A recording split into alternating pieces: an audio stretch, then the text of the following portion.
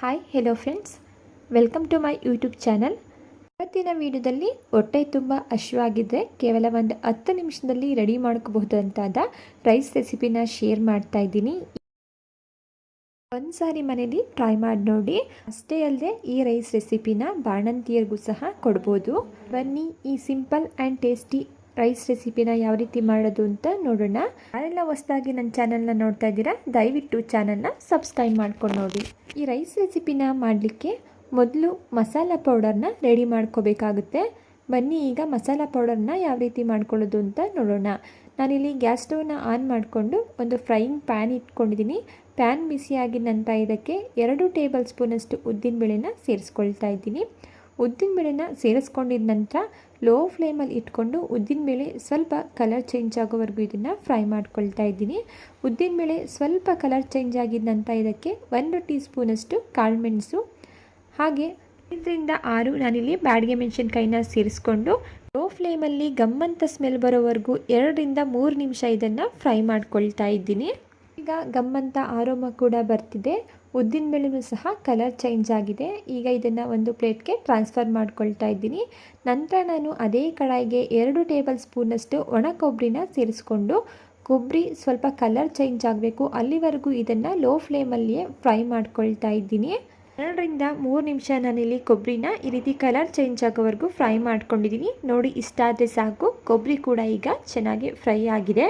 Fry ಆಗಿರುವಂತಹ ಕೊಬ್ಬರಿನೂ ಸಹ ನಾನು ಪ್ಲೇಟ್ಗೆ ಟ್ರಾನ್ಸ್ಫರ್ ಮಾಡಿ ಇಟ್ಕೊಳ್ತಾ ಇದ್ದೀನಿ.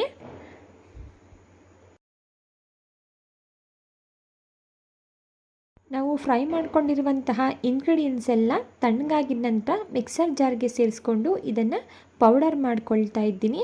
ತುಂಬ ನೈಸಾಗಿ ಪೌಡರ್ ಮಾಡ್ಕೊಳ್ಳೋ ಅವಶ್ಯಕತೆ ಇಲ್ಲ. ನೋಡಿ, ಇಷ್ಟು ಪೌಡರ್ ಮಾಡಿಕೊಂಡ್ರೆ ಸಾಕು, ಜಾಸ್ತಿ ಪೌಡರ್ ಮಾಡ್ಕೊಳ್ಳೋ ಅವಶ್ಯಕತೆ ಇಲ್ಲ. ಈಗ ಇದನ್ನು ಪಕ್ಕಕ್ಕೆ ಇಟ್ಕೊಳ್ತಾ ಇದ್ದೀನಿ. ನೆಕ್ಸ್ಟ್ ನಾನಿಲ್ಲಿ ಒಂದು ಗ್ಯಾಸ್ ಸ್ಟವ್ನ ಆನ್ ಮಾಡಿಕೊಂಡು ಒಂದು ಬಾಣಲಿನ ಇಟ್ಕೊಂಡಿದ್ದೀನಿ.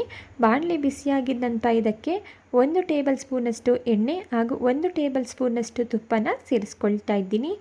ತುಪ್ಪ ಹಾಗೂ ಎಣ್ಣೆ ಬಿಸಿಯಾಗಿದ್ದ ನಂತರ ಇದಕ್ಕೆ 1 ಟೀ ಸ್ಪೂನಷ್ಟು ಕಡಲೆಬೇಳೆ ಹಾಗೂ 1 ಟೀ ಸ್ಪೂನಷ್ಟು ಉದ್ದಿನಬೇಳೆ, ಅರ್ಧ ಟೀ ಸ್ಪೂನಷ್ಟು ಸಾಸಿವೆ, ಅರ್ಧ ಟೀ ಸ್ಪೂನಷ್ಟು ಜೀರಿಗೆ ಇಷ್ಟನ್ನು ಸೇರಿಸ್ಕೊಂಡು ಲೋ ಫ್ಲೇಮಲ್ಲಿಯೇ ಕಡಲೆಬೇಳೆ ಹಾಗೂ ಉದ್ದಿನಬೇಳೆ ಸ್ವಲ್ಪ ಕಲರ್ ಚೇಂಜ್ ಆಗೋವರೆಗೂ ಇದನ್ನು ಫ್ರೈ ಮಾಡ್ಕೊಳ್ತಾ ಇದ್ದೀನಿ.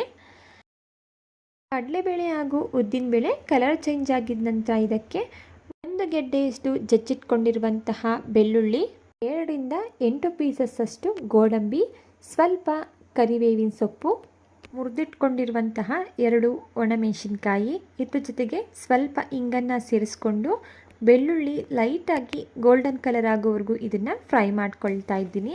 ಬೆಳ್ಳುಳ್ಳಿ ಸ್ವಲ್ಪ ಕಲರ್ ಚೇಂಜ್ ಆಗೋವರೆಗೂ ಇದನ್ನು ಫ್ರೈ ಮಾಡ್ಕೋಬೇಕಾಗುತ್ತೆ. ಇಲ್ಲಾಂದರೆ ಬೆಳ್ಳುಳ್ಳಿ ಹಸಿ ಸ್ಮೆಲ್ ಆಗೇ ಇರುತ್ತೆ, ತಿನ್ನಬೇಕಾದ್ರೆ ಚೆನ್ನಾಗಿರೋದಿಲ್ಲ. ಈಗ ಬೆಳ್ಳುಳ್ಳಿ ಕೂಡ ಲೈಟಾಗಿ ಗೋಲ್ಡನ್ ಕಲರ್ ಆಗಿದೆ. ಒಮ್ಮೆ ಇದನ್ನು ಮಿಕ್ಸ್ ಮಾಡ್ಕೊಳ್ಳೋಣ. ಅಂತ ಇದಕ್ಕೆ ನಾನಿಲ್ಲಿ ಒಂದು 200 ಗ್ರಾಮ್ನಷ್ಟು ಅಕ್ಕಿನ ಸೇರಿಸಿ ರೈಸ್ನ ರೆಡಿ ಮಾಡಿಕೊಂಡಿದ್ದೆ, ಅದನ್ನು ಇಲ್ಲಿ ಸೇರಿಸ್ಕೊಳ್ತಾ ಇದ್ದೀನಿ. ನಂತರ ಇದಕ್ಕೆ ನಾವು ಗ್ರೈಂಡ್ ಮಾಡಿ ಇಟ್ಕೊಂಡಿರುವಂತಹ ಮಸಾಲ ಪೌಡರ್ನ 2 ಟೇಬಲ್ ಸ್ಪೂನಷ್ಟು ಸೇರಿಸ್ಕೊಳ್ತಾ ಇದ್ದೀನಿ. ನಂತರ ರುಚಿಗೆ ತಕ್ಕಷ್ಟು ಉಪ್ಪು ಹಾಗೆ ಸ್ವಲ್ಪ ಕೊತ್ತಂಬರಿ ಸೊಪ್ಪನ್ನು ಸೇರಿಸಿ ಮಿಕ್ಸ್ ಮಾಡ್ಕೊಳ್ತಾ ಇದ್ದೀನಿ. ಉಪ್ಪನ್ನು ಬೇಕು ಅಂದರೆ ನೋಡಿ ಸೇರಿಸ್ಕೊಳ್ಳಿ. ಈ ಎಲ್ಲ ಪದಾರ್ಥಗಳನ್ನ ಸೇರಿಸಿದ ನಂತರ ರೈಸ್ ಜೊತೆ ಚೆನ್ನಾಗಿ ಹೊಂದ್ಕೊಳ್ಳೋ ರೀತಿ ಇದನ್ನು ಮಿಕ್ಸ್ ಮಾಡ್ಕೊಳ್ತಾ ಇದ್ದೀನಿ. ನೀವಿಲ್ಲಿ ಮಸಾಲ ಪೌಡರ್ನ ನಿಮ್ಮ ಟೇಸ್ಟ್ಗೆ ತಕ್ಕಂತೆ ನೋಡಿ ಸೇರಿಸ್ಕೋಬೋದು. ಟೈಮ್ ಇಲ್ಲ ಅನ್ನೋರು ಕೇವಲ ಒಂದು 5ರಿಂದ 10 ನಿಮಿಷದಲ್ಲಿ ಅನ್ನ ಏನಾದರೂ ಉಳಿದಿದ್ರೆ ಪಟಾಪಟ್ ಅಂತ 10 ನಿಮಿಷದಲ್ಲಿ ಇದನ್ನು ರೆಡಿ ಮಾಡ್ಕೋಬೋದು. ಈಗ ಇದು ಇಷ್ಟೇ. ಒಂದು 2 ನಿಮಿಷಗಳ ಕಾಲ ಮೀಡಿಯಂ ಫ್ಲೇಮಲ್ಲೇ ಮಿಕ್ಸ್ ಮಾಡಿಕೊಂಡು ಗ್ಯಾಸ್ ಸ್ಟವ್ನ ಆಫ್ ಮಾಡ್ಕೊಂಡಿದ್ದೀನಿ. ನಂತರ ರೆಡಿಯಾಗಿರುವಂತಹ ರೈಸ್ ರೆಸಿಪಿನ ನಾನಿಲ್ಲಿ ಒಂದು ಬೌಲ್ಗೆ ಸರ್ವ್ ಮಾಡ್ಕೊಳ್ತಾ ಇದ್ದೀನಿ. ಟೇಸ್ಟಲ್ಲಿ ನೋ ಕಾಂಪ್ರಮೈಸ್, ಅಷ್ಟು ಸೂಪರಾಗಿರುತ್ತೆ. ಒಂದ್ಸಲ ಮಿಸ್ ಮಾಡದೆ ಟ್ರೈ ಮಾಡಿ ನೋಡಿ. ಓಕೆ ಫ್ರೆಂಡ್ಸ್, ಇವತ್ತಿನ ರೈಸ್ ರೆಸಿಪಿ ನಿಮಗೆ ಇಷ್ಟ ಆಗಿದೆ ಅಂತ ಭಾವಿಸ್ತಾ ಇದ್ದೀನಿ. ಇಷ್ಟ ಆಗಿದ್ದರೆ ರೆಸಿಪಿಗೆ ಒಂದು ಲೈಕ್ ಮಾಡಿ. ಇದೇ ರೀತಿ ಸಿಂಪಲ್ ಹಾಗೂ ಟೇಸ್ಟಿ ರೆಸಿಪಿಗಳಿಗಾಗಿ ನೀವು ಮಾಡಬೇಕಾಗಿರೋದು ಇಷ್ಟೇ. ದಯವಿಟ್ಟು ಚಾನಲ್ನ ಸಬ್ಸ್ಕ್ರೈಬ್ ಮಾಡಿಕೊಂಡು ಚಾನಲ್ಗೆ ಸಪೋರ್ಟ್ ಮಾಡಿ.